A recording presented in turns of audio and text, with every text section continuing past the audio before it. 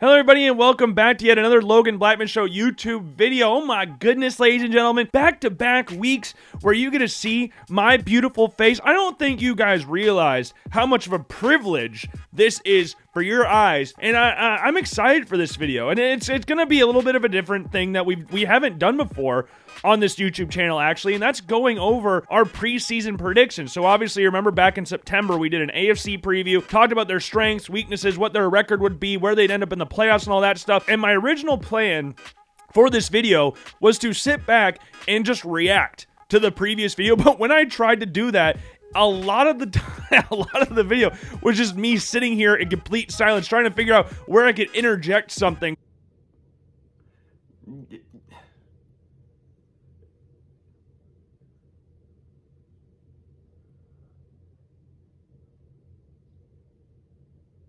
Yeah. I don't want to sit around and do that because one, it's boring, and two, it would take forever to try and edit that down. So we're just going to do this normally. So I got the records all written down in front of me. I've got the records that they actually finished up with in front of me as well. So we're going to go and compare. I don't remember exactly what I said for each and everything, but I have a general grasp on why I thought where each team would finish. I haven't watched the video back. I'm not that much of a I don't know. I haven't watched the video back since I edited it when it first came out. So yeah, I hope this ends up going well. I hope my predictions are at least semi-accurate. I don't want to be the most inaccurate person of all time, but my goal is to be within around 2 games for each team. Like wins and losses of their record. Let's say someone finished with a 10-7 record. If I predicted them to go 12-5 or 8-9, then that's a win. I'll count that as a win for me. You may not count that as a win, but I'm going to count that just for my own pride, and we're going to try and get at least half where I'm within 2 for those games. I hope that makes sense. If it doesn't, I sincerely apologize. I'll try to be better when the NFC video comes out next week. I think the playoff predictions ended up in that NFC video, so we'll go over those as well. In that NFC prediction, especially with the Eagles winning the Super Bowl, it would make sense to talk about the teams that went to the playoffs in that NFC. I don't know if that makes sense or not, but before we get into anything today, let's make sure to go over the housekeeping items first. Make sure to check out the Logan Blackman Show on every form and different link of social media down in the description below. You got Twitter, Instagram, TikTok, or not TikTok, but all those different, you know what I'm saying. You know what I'm saying. This is a wild intro so far, but just make sure to check out all those links down below. Make sure to check out the LoganBlackmanShow.com. Make sure to check out Mock Draft 1.0. That was the video released last week, so if you haven't watched that, make sure to check that one out as well. I'd greatly appreciate that. Check out the blog post as well. And without further ado, let's just get right into this. So if you remember how we did this, we did north, south, east, and west by division. We just went in alphabetical order for each division because I couldn't be asked to just sit around and try to go like, I don't know. I guess I was kind of lazy. I guess that's the long and short of it. I was just kind of lazy. But we'll start off with the Baltimore Ravens. My preseason prediction for the Ravens was 11-6, and in the regular season, they finished up with a 12-5 record. So we'll count that up as a dub. Lamar Jackson put up great numbers this year. He had just a fantastic season. Derrick Henry was out of this world as well. The Ravens' pass defense, though, was shockingly bad. I mean, you lost Mike McDonald to start the season. He went over to Seattle to become the head coach over there. So there's going to be a little bit of a dip there, but I didn't think it'd be as much of a dip as we saw earlier on in the season. The Ravens' pass defense, though, did drastically improve as the season went on. Yeah, the Ravens had a very good season. Obviously lost the Buffalo Bills in the playoffs, but we'll talk about that more on the NFC side of things as well. But yeah, 11-6, 12-5 overall record in general. I'll take that. I will take that as a dub again. Lamar Jackson, fantastic season, just a couple votes away from winning his 3rd MVP, MV3, as a lot of Ravens fans were saying on Twitter, and we'll talk about the real MVP here in a little bit. We'll go over that section, but the Ravens are a pretty straightforward team to predict, and now the Cincinnati Bengals are next. I had them going 10-7. They finished with a 9-8 record. Again, I'll count that as a dub, because again, within the 2-game stretch, but the Bengals this year were just so odd, because if you just looked at stats, if you looked at individual stats, you looked at Joe Burrow, you looked at Jamar Chase, you look at Trey Hendrickson, they put up great numbers. Joe Burrow led the league in passing yards and passing touchdowns. Jamar Chase won the Triple Crown, and Trey Hendrickson, I believe, either led the league in sacks or is top 3 in the league in sacks. Like, just insane seasons overall. But those 3 guys couldn't get the Bengals over the hump. I mean, they lost the Patriots week 1. And when that happened, I was like, oh, my prediction's going down the shitter. If you're losing to a team that I projected to not win more than 5 games week 1, and I projected you to win 10, yeah, my preseason prediction is going to go out the window. But the Bengals defense was just bad. That's the long and short of it. They fired Lou Anarumo this offseason, which again, I brought up in the mock draft video, where I think that's kind of a scapegoat move, because you could make an argument where Lou Anarumo was the best coach on the staff. The Bengals had those individuals there But as a team, they just couldn't get over the hump. And I thought it was funny that a lot of their fans on Twitter were saying that the Bengals were afraid to play the the Chiefs were afraid to play the Cincinnati Bengals in the playoffs, so that's why they rested all their starters against the Denver Broncos. But the Bengals would have had to get past the Bills as well. They wouldn't have played the Chiefs right away. I don't know if a lot of people, Bengals fans, understood that at the beginning, at that point in time. But yeah, 10-7, 9-8. If you didn't treat September like it was not, like it didn't count for anything, then maybe you could have made the playoffs. But you went 9-8 this year, so hopefully you'll try to get better next year. But great years for Joe Burrow, Jamar Chase, Trey Hendrickson. We'll see where Hendrickson goes this offseason. That's going to be intriguing. Along with T. Higgins as well. We move on to the Cleveland Browns, who I thought I was going low on the Browns this year. I had them going 8-9. That was my preseason prediction, was 8-9. They were finishing last in the division, which is where they ended up finishing, but they ended up going, 3-14. They were turbo ass. Like, they were so bad this year. Like, I was not sold into the whole Deshaun Watson thing. I don't think a lot of people really were. I mean, you saw what they did last year with Joe Flacco. I think they won 11 games last year. Joe Flacco,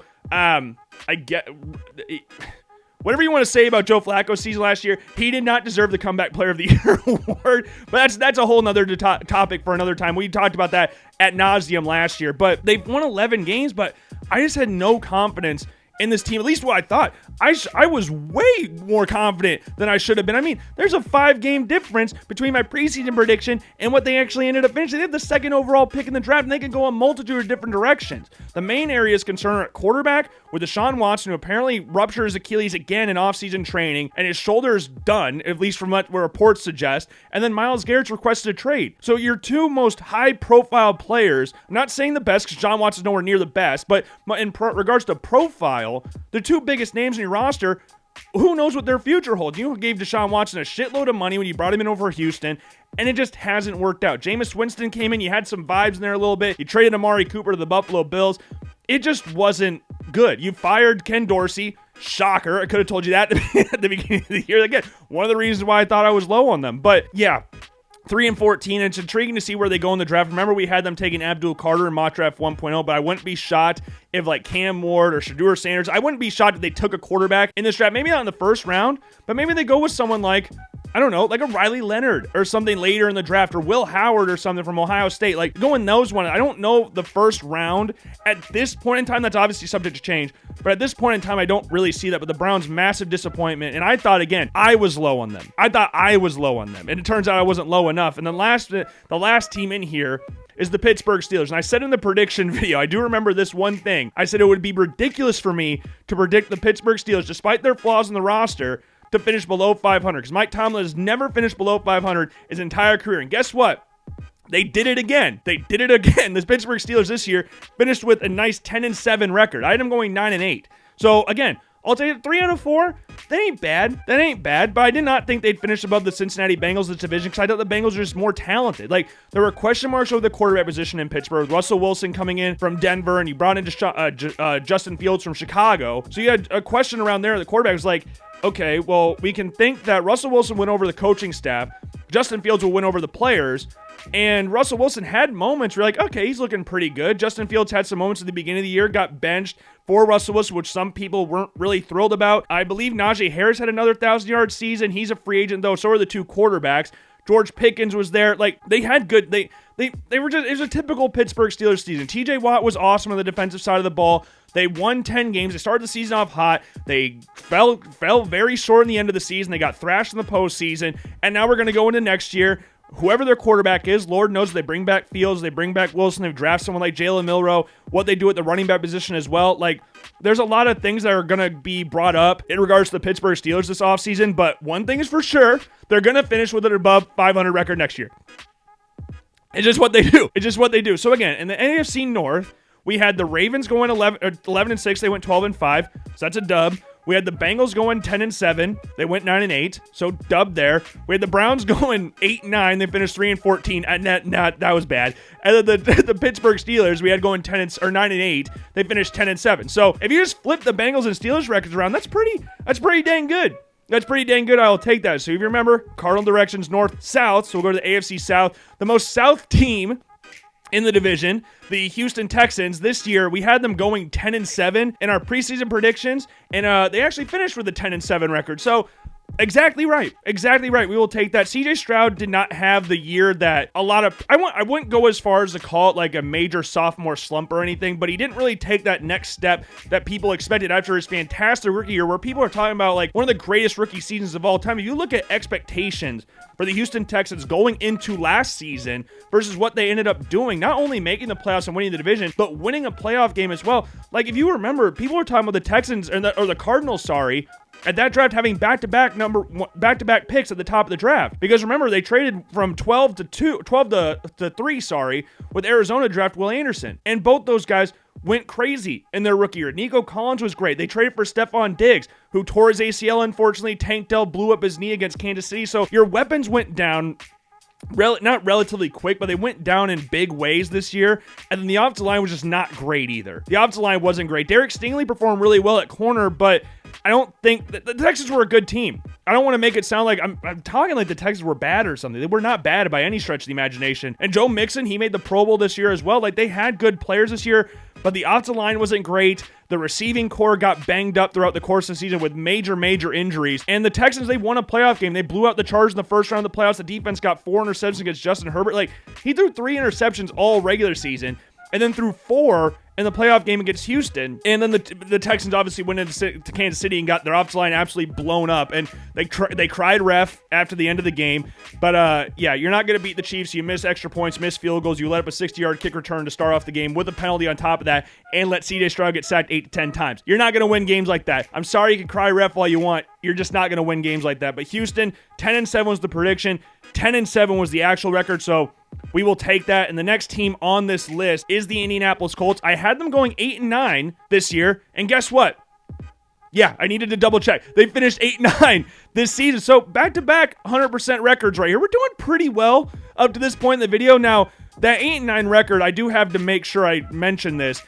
I thought Anthony Richardson would do a lot better. We talking about CJ Stroud not having like keep going up. Like he didn't go down by any stretch of the imagination. I don't want to make that sound like he went down by any means. He did not do that. But he didn't necessarily zoom up like beginning of the season, he was talking about himself as a top 5 quarterback in the league. And I respect the confidence and all that stuff. But this year you can't really justify him being a top 5 guy. Top 10 guy still, but top 5. Anthony Richardson did the exact opposite. He had a good rookie season, those little spurts that we saw, making some ridiculous throws, made some good running plays in there as well, but he dipped immensely this year, all capped off with the whole tapping out situation against the Houston Texans, ironically, which saw him getting benched for Joe Flacco, who he brought up earlier, and it was just like, it was just a really I don't even know if you could say up and down season for Anthony Richardson. It was mostly just down. Like, he made some ridiculous throws throughout the course of the season that not a lot of quarterbacks can make. But in the same breath, he would miss some ridiculous throws that almost every single quarterback worth their snot can make. Like little eyes closed check down throws. He's missing those types of throws, but he's throwing in between 4 defenders and fitting it into Michael Pittman or someone for a 30-yard gain on a freaking dot. Like, those plays were so like, oh my God. But then you had those missed throws and you're like, oh my God. And then you had the tap out play, and that just really hurt a lot of things that he was building on from his first year in the NFL, where there was a lot of promise there, but that just really soured the taste of Anthony Richardson and a lot of people on this year. And the Colts in general, a lot of locker room questions have been thrown around this year, so I'm intrigued to see how they attack this offseason. Anthony Richardson's going to be the quarterback next year. That's no doubt about that at this point in time, but 8-9, it was a really weird 8-9 season. It was like their season last year. It was a really weird season that you don't really see a lot of teams finishing with that kind of record, but they ended up with an 8-9 record. We predicted 8-9 record. So, yeah, I'll take it. The main thing to talk about, though, is just Anthony Richardson. That's the main thing there. And the next team on here in alphabetical order is the Jacksonville Jaguars. Much like the Cleveland Browns before, I thought I was going to be down on them, but apparently I wasn't down on them enough. Because this year I had the Jacksonville Jaguars finishing 8-9, the exact same record I had the Cleveland Browns finishing with, and they finished with a better record, but 4-13. They have a top 5 pick in the draft. I wasn't really high on them going into the year. Like, you can remember a couple years ago, like when they went to the divisional round against the Kansas City Chiefs, the year they drafted Trayvon Walker, and people are talking about the next year about them potentially finishing like 13-4, 12-5. Like, they're going to be the new team in the AFC. They're going to be the ones challenging the Kansas City Chiefs for years to come. And it has slowly, gradually gotten worse. Like, they missed the playoffs last year. Trevor Lawrence got banged up the entire year. His stats started to dip like a freaking rock because of the injury, the ankle injury that he suffered, I think, against the Bengals, if I'm not mistaken. I could be wrong about that. But his numbers started to dip after that. And this year, we just didn't really have that again. He got banged up. He got destroyed against the Houston Texans. We saw Mac Jones play quarterback this year. Like, Brian Thomas Jr. was fantastic. Brian Thomas Jr. was the lone bright spot in this team. Travis Etienne had a major dip from the season before. Tank Bigsby kind of took over that RB1 slot this year as well. And we brought up injuries with the Texans. You look at Gabe Davis going down with an injury this year. Christian Kirk as well. Like, they just had some big injuries along this team. And like, they fired Doug Peterson. They're bringing in Liam Cohen to serve as the new head coach, which is an offensive-minded guy, young head coach. There's a lot of optimism around him, even though the whole Duval thing kind of made people feel weird about it. But they have a top 5 pick. You're going to need to see a lot from Trevor Lawrence this next coming season because you pay him all that money. You expect him to be that top guy in the league. I've seen some reports linking him to the Pittsburgh Steelers this offseason, but I don't really see that happening. Like, the discourse around Trevor Lawrence is just very odd.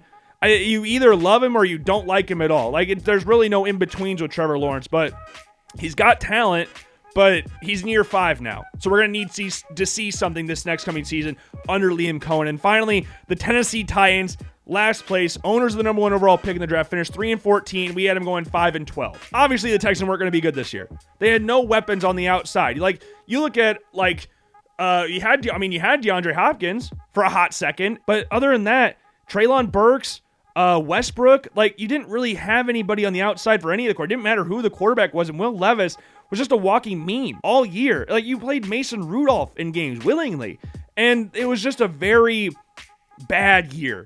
Brian Callahan, there were some people calling him for to get fired after year 1 in the league. So there's definitely some question marks moving forward what the Titans could do, especially with that number 1 overall pick in the draft. It just sucked. They were just abysmal. Will Levis, again, the memes galore. I just have a very hard time seeing them going with Will Levis this season. With seeing how Brian Callahan reacted to some of the things Will Levis did, I have a very hard time believing that he would willingly go back to him this year. Maybe they sign somebody in free agency. Maybe they try to trade for somebody. Maybe they draft Cam Ward. Maybe they draft someone later. I don't know, but there's got to be some sort of answer there. And the Titans just sucked. Like, that's long and short of it, but 3-14 was their record. Again, 5-12 was a predicted record. And the rest of the division, again, we had the Texans going 10-7. They finished 10-7. The Colts 9-8 or 8-9. Sorry, they went 8-9. Jaguars 8-9. And they finished 4-13. Not ideal. And the Titans, we had them going 5-12. They finished 3-14. Sorry. So far we've hit within that 2-game range. Apart from 2, which is the Browns and Jaguars. 2 teams I thought I was low on to begin the year, and again, not low enough apparently. But now again, north, south, east. We go over to the AFC East, go to the Buffalo Bills, my team. The amount of, I don't know, the amount of question marks around the Buffalo Bills in the national media space was a little crazy throughout the offseason. Like, we've heard people talk about, like, this is going to be the worst season the Bills have had with Josh Allen under center. You lost too many key pieces, which we talked about in the preview, the AFC preview video, that those were massively overblown. Like Trey White, Jordan Poyer, and Micah Hyde, great players in their prime, but Trey White tore his Achilles, tore his ACL in Buffalo. Jordan Poyer had a bunch of niggling injuries in there. Micah Hyde blew up his back against the Tennessee Titans 2 years ago, so they didn't really play with each other that much, and they were getting older. The Bills' secondary was getting older and slower, so they needed to make adjustments there or make changes there. And Taylor Rapp and Damar Hamlin, I thought, performed admirably. I'm not going to sit here and say they performed great. Like, there were times Taylor Rapp would just go into a tackle blind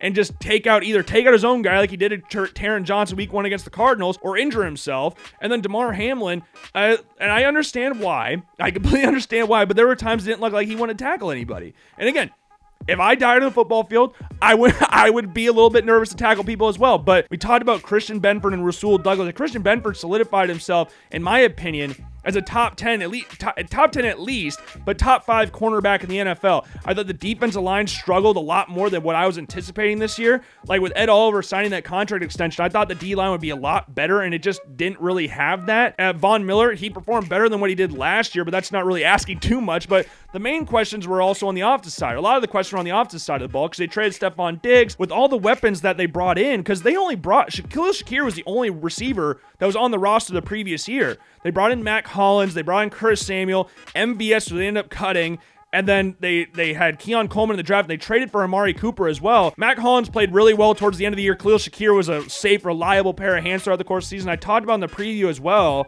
because again, it's my team, so I remember it more. But I said that I don't think there's going to be a 1,000-yard receiver this year, and there wasn't. There wasn't one. And Dalton Kincaid did not have the year that a lot of us were expecting him to have. I thought the offensive line performed immensely this year. James Cook was awesome as well this year.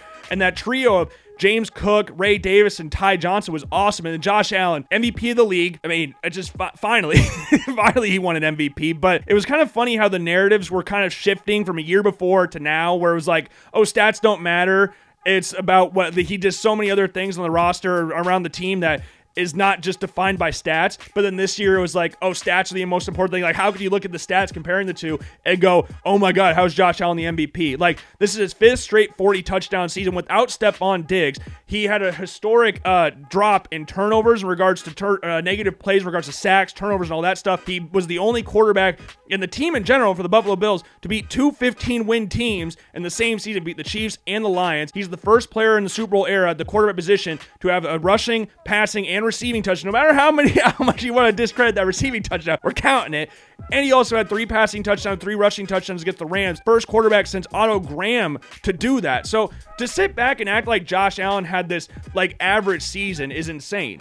To sit here and go like he does not deserve the MVP, or say it's Joel Embiid's MVP or whatever, and sit back and say Josh Allen did not have an historic season, that just says more about you than it does about the MVP award. So Josh Allen MVP, proud of it. Awesome that he finally got one. And yeah, I had the Bills going 11-6. They finished 13-4. I had them winning the division as well. I was fairly confident about the Bills winning the division as well. So yeah, 11-6 was my prediction. 13-4 was their record. The Dolphins this season, they finished 8-9. I had them going 9-8. So one game off between the pair. Tua getting hurt against the Buffalo Bills was not ideal, especially when you don't have a quarterback that fits that offense.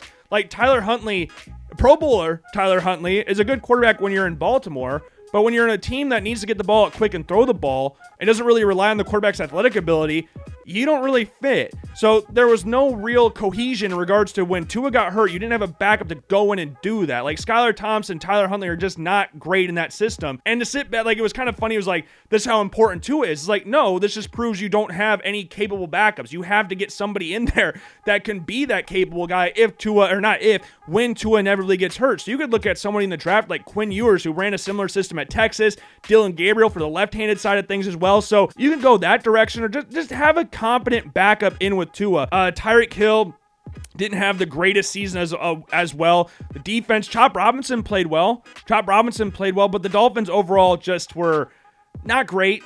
Just an average team this year, and I think that's the best I could say about it. They cut Raheem Mostert, which was not surprising given his age, but kind of surprising and kind of sad because I brought him up in the draft video. Yeah, the Dolphins just really up and down throughout the course of the season. And yeah, they finished 8-9. Again, 9-8 was my preseason prediction, so we'll take it. And the next team on here is the New England Patriots. I had 4-13 as my record prediction, and shout out to the Bills for tanking on that last game of the regular season, because the Patriots finished with a 4-13 record. Oh my goodness, beautiful. Absolutely fantastic. The Patriots stink. I loved it. Jacoby Brissett, though, like we talked about the Bengals earlier, like that random win week 1 against the Bengals, that was shocking. That threw me off so much. Like, I know Joe Burrow's coming back from an injury and all that stuff, but to lose to the Patriots week 1 at home, like, what the hell is that? That makes absolutely no sense. And Gerard Mayo in his first year, it sounded more like there was some question marks around his leadership ability, or how he handled things in the media and how he handled losses and wins and stuff like that. So he got fired after 1 year in the NFL. So they brought in Mike Vrabel. So we'll see how he does next season. But overall for the Patriots, given the fact they had absolutely nothing going for them on really either side of the ball apart from Christian Gonzalez on defense, Drake May, I thought, played fantastic. We talked about this numerous times on the podcast. We're like, there's always that comparison to Josh Allen. Like, there's always a quarterback that's this year's Josh Allen and stuff. But from a quarterback's perspective, I'm like, play style to a similar somewhat extent to environment, Drake May is the most similar to Josh Allen when you're talking about everything. Because when Josh Allen got drafted, he got drafted by a young defensive head coach and Sean McDermott, who's in his second year in the league. They had nobody on the outside. Their top receivers were Kelvin Benjamin, Zay Jones, and Robert Foster. They had nobody on the offensive line. The Bills cut or traded everybody on the offensive line except for Deion Dawkins after that year. And their running backs weren't great. Yes, Shady McCoy was still there, but he wasn't the same Shady McCoy that we saw in the previous year. So in regards to that, it was very similar to how Josh Allen, and there was the similarities between him and Drake May were very evident this year, because you look at Keyshawn Boutte out wide, Demario Douglas, Hunter Henry, Ramondre Stevenson, the offensive line's not great. and Drake May made the Pro Bowl. And he had some up and down moments throughout the course of the season. He's still really raw, but in regards to running ability, some of the throws he was able to make in the Pro Bowl, you could take that with a pinch of salt because everybody makes the Pro Bowl at some point. Again, we brought up Tyler Huntley making the freaking Pro Bowl. So, but Drake May, I thought, played great. I'm excited to see what he does. If I'm looking at it from a neutral's perspective, I'm excited to see what he does in the future.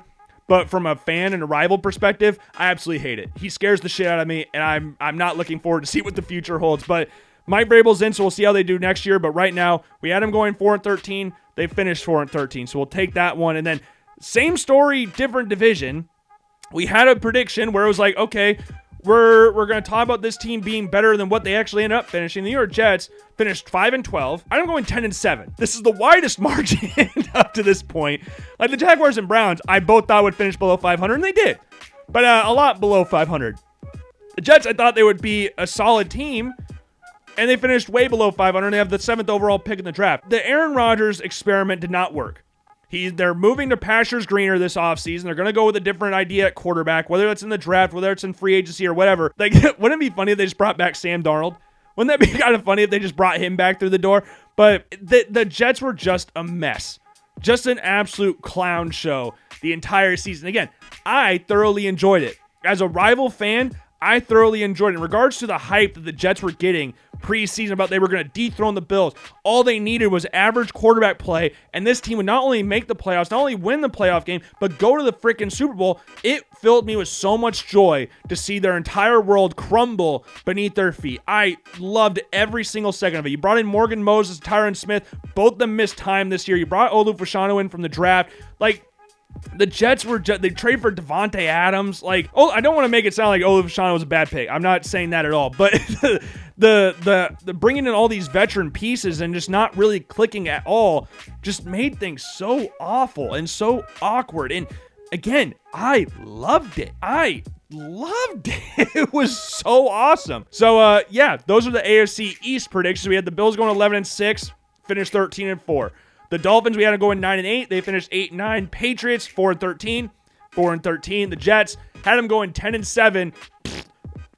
5-12. The final division, the AFC West, the Denver Broncos. We're going to start off with a -1. I don't want to say -1. I thought the Broncos would be better. My brain was telling me Denver was going to be better than what I was predicting them to be. And I still just decided to can all that and say they were going to be 6-11. The Broncos obviously finished 10-7 this year. They had 5 All-Pros this year. They had 5 All-Pros. Their defense was awesome this year. Pat Surtain won Defensive Player of the Year. Nick Bonito was awesome this year. Opposite side of the ball, Bo Nix played very well. Was a nominee for Offensive Rookie of the Year as well. Like, they were just a good team. They just were. They weren't really hindered by the Russell Wilson situation that much. Sean Payton got his guy in. Yeah, they ran with it. They made the playoffs again, had 5 All-Pros on their roster. Zach Allen was also very good on the defensive side of the ball as well. Like, they were just good. They're just good. That's the long and short of it. They were just a good team. And I undervalued how good of a team they actually would be. That Sean Payton had his guy in. The whole drama around the Russell Wilson situation was now out the window despite the cap situation. That was all behind them. So it was all positives from there, but I just couldn't view it like that at the time. At least I tried to view it like that. I tried to, but I just, for whatever reason, it just didn't end up clicking at the end of the day. So I had him going 6-11. So we're way off on the Broncos. Next team on here is the Kansas City Chiefs. Not way off on this one. I'm not within the 2-game stretch, though, because they won 15 games. They went 15-2 this year. I had them going 12-5, which was the best record in the AFC in my predictions.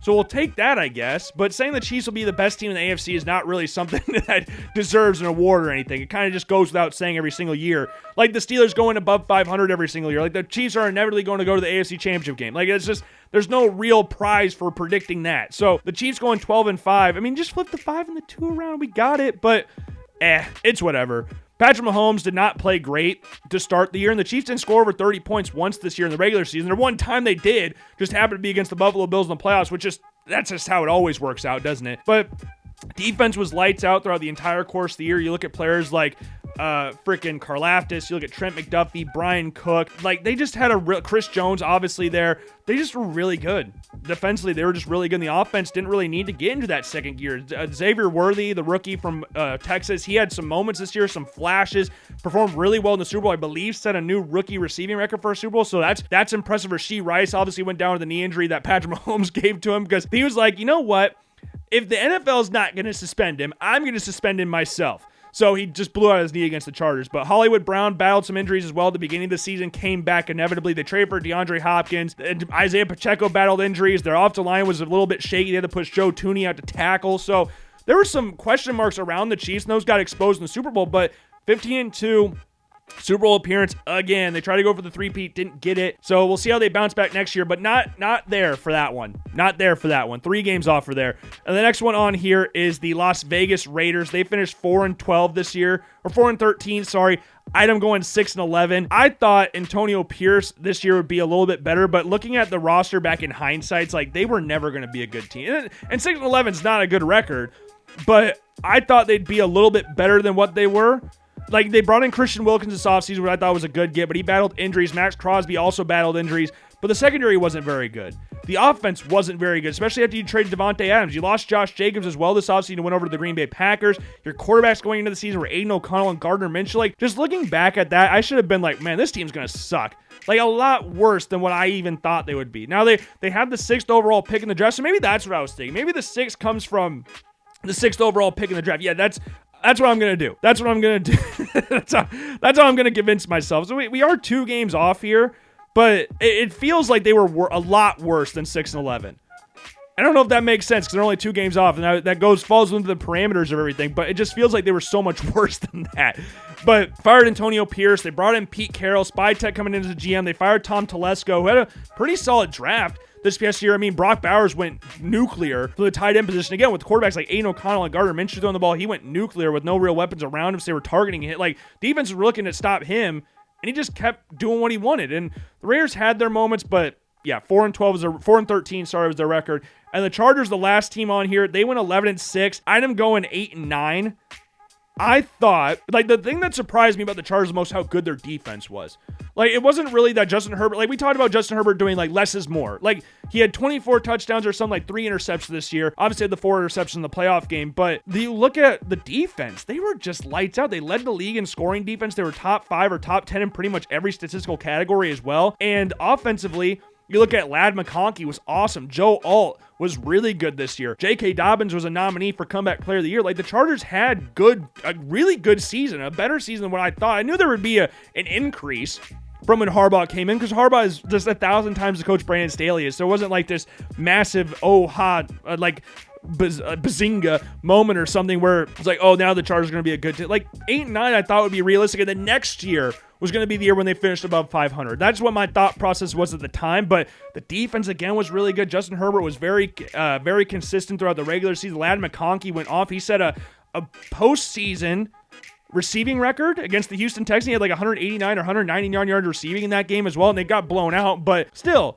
they're going to want to add some more weapons around Justin Herbert on that offense. They're going to want to keep addressing the trenches as well, but the Chargers, again, despite the loss to the Texans, had a very solid season. And that's my AFC West prediction. So, again, Broncos, we had 6-11. They finished 10-7. That one's off. Chiefs, they finished 15-2. We had them going 12-5. That's off. Raiders, 6-11. They went 4-12, so 2 off, so that counts. And the Chargers, we had to go 8-9. They finished 11-6. So, overall, I think this was a success.